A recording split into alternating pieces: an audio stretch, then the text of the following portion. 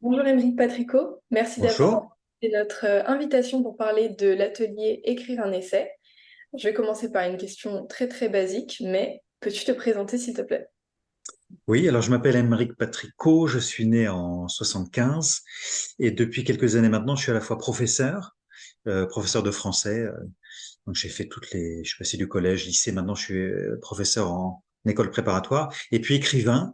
Et ça fait maintenant 10 livres que je publie, à la fois des romans, 5, et puis des essais, 5 aussi. Euh, voilà. J'ai fait beaucoup d'études avant d'écrire, littérature, philosophie, économie, histoire, mais c'est vraiment la littérature qui m'a amené vers l'écriture. Et puis j'écris depuis le plus tendre âge, mais disons que j'ai eu un déclic vers la vingtaine où j'ai cherché à le faire de manière plus professionnelle. Voilà. Et je suis ravi d'animer des ateliers, ça m'est souvent arrivé.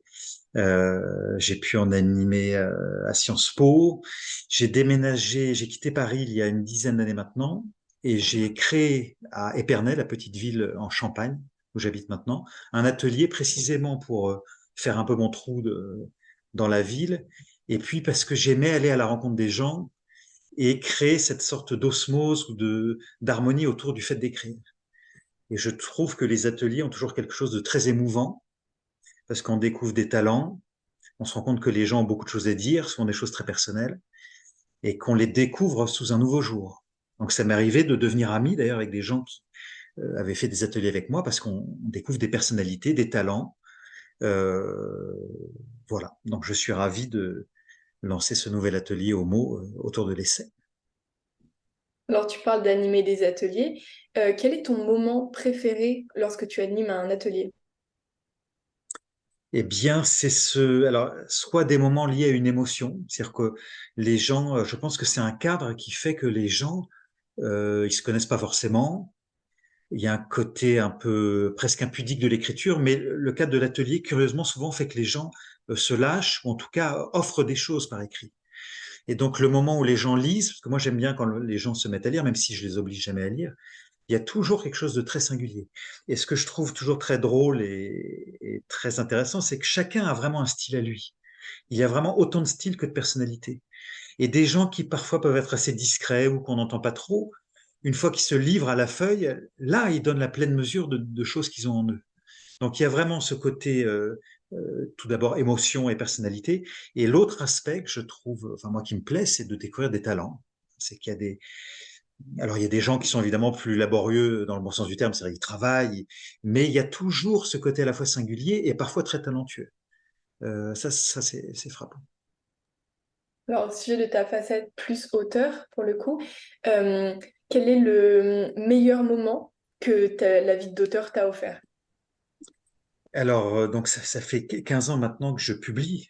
Donc il y a de nombreux moments, mais moi je trouve le moment le plus fort, c'est toujours quand il y a des retours de lecteurs. Parce que quand on écrit un livre, il y a la phase de l'écriture, la phase de la publication, la phase des retours presse ou autres. Mais je trouve que le moment le plus précieux, c'est quand des gens qu'on ne connaît pas nous écrivent. Là, c'est vraiment le signe que le livre a touché des gens. C'est quand des gens qu'on connaît pas, ils font cet effort d'écrire des mots. Et j'ai eu parmi les 10 livres que j'ai publiés, il y en a un qui a mieux marché que d'autres. D'ailleurs, c'est un essai où là, j'ai eu beaucoup de retours de gens qui me disaient, votre livre m'a marqué, ça a mis vraiment des mots sur des choses que j'avais vécues, ça a pu ça a pu me faire du bien ou changer ma façon de voir les choses. Et ça, c'est vraiment le meilleur moment. Et puis, pareil, dans un de mes romans, celui qui a le moins bien marché, j'ai quasiment eu aucun retour, sauf une lettre d'un adolescent qui a pris la peine d'écrire une très longue lettre où il disait que ça l'avait bouleversé. Et rien que pour ce plaisir de recevoir une lettre, j'étais content d'avoir publié ce livre. Très bien. Alors, tu parles de ta vie d'auteur comme une vie plurielle avec la publication de romans et celle d'essais. Euh, Comment tu t'es retrouvé à écrire des essais? Alors, ça n'est pas venu tout de suite. À la base, moi, c'est toujours l'écriture enfin, romanesque qui m'a plu. Depuis l'âge de 10 ans, j'écris des nouvelles, des romans. Et l'essai, j'y suis venu petit à petit, à la fois sous la sollicitation d'éditeurs qui me disaient, tiens, ce que tu me racontes là, ce serait peut-être mieux sous forme de récit ou d'essai. Et puis, disons, sous la pression de ce que je voyais et de ce que je comprenais de la société, il y a parfois des sujets qui nous réquisitionnent et des idées qui nous viennent. Et en fait, j'ai écrit 5 essais et surtout sur 2 thèmes particuliers qui sont à la fois le métier de professeur, comme je suis professeur depuis 15 ans, j'avais des choses à dire, des choses que je ressentais. Je voulais faire le point sur ce que je vivais et donc ça me paraissait important d'écrire non pas un roman, mais de me mettre en scène en tant que professeur qui pense à sa pratique. Et puis l'autre sujet qui m'a interpellé, c'est le thème du multiculturalisme. Et ça, je l'ai découvert en étant prof, justement. J'ai découvert les banlieues parisiennes et j'ai découvert des réalités que je ne connaissais pas. Et ça a été non pas un choc, mais disons des choses très fortes. Et là, je trouvais que c'était important de le faire passer par des idées. Même si, quand j'écris des essais, je fais appel aussi à un réflexe de romancier dans le sens où je fais parler des gens, je fais beaucoup de portraits.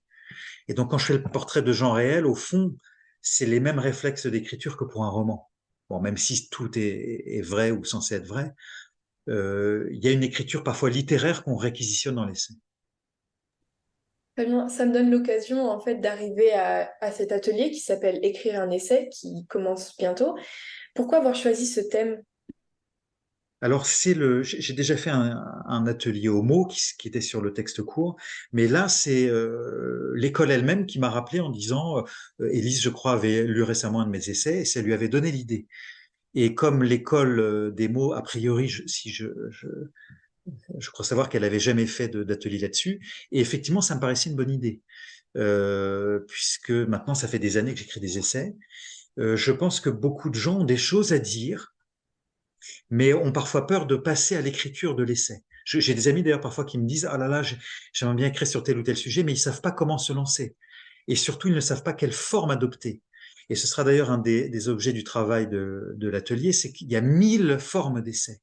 Puisque l'essai, et on le définira dans l'atelier, pour moi, c'est un mélange entre l'évocation de faits, l'évocation d'idées, et puis une dimension très personnelle, qui peut passer par le récit ou par l'émotion. Et donc, comme il y a ces 3 dimensions à l'essai, les idées, les faits et les émotions, il y a 1000 formes possibles.